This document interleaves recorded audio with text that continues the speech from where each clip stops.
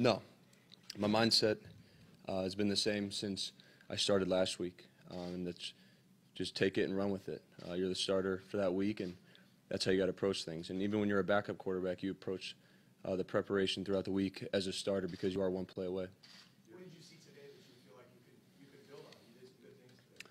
I think we had a great offensive plan. The guys came out ready to play, but we fluttered there in the red zone. You got to get touchdowns when you're in the +10 area, especially versus a good football team like that. You can't come away with field goals, albeit points are good, but touchdowns change the game. Do you feel more prepared for this than maybe 3 years ago when you were thrown out there as a rookie and had to kind of sink? I think, yeah, just the experience that I've kind of gathered over the last 4 or 5 years definitely helps.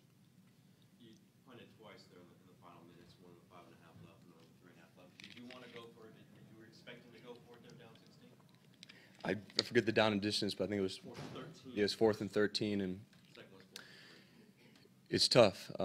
Coach had to make a call, and we just got to roll with it. 4th and 13s are tough in the NFL, especially versus a defensive front like that.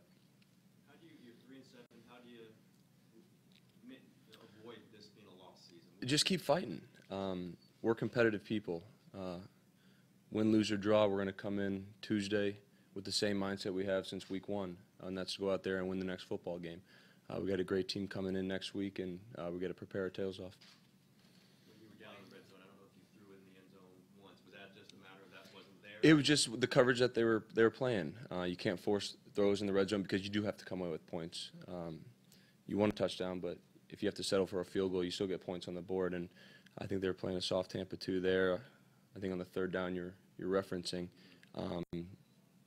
and just kicked it out to Sean and see if he could make a play. The last two games, Jim Council said you're the starter this game.